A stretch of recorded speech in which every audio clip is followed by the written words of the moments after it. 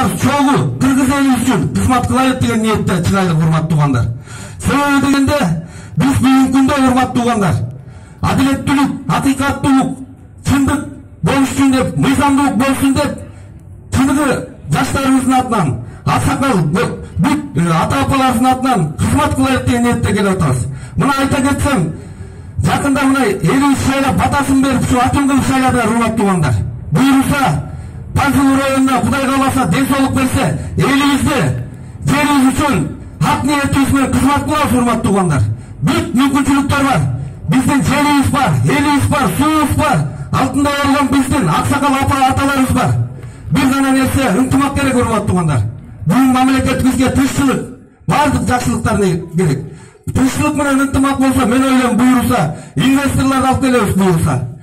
Айыл чарбага, экономикага, маданиятты Кудай буюрса, жаштар саясатын бардык тарапты буюрса жүргүзөбүз, урматтуу туугандар. Буюрса бардык шарт бар. Ошого сиздерди баарыңыздар чакырам.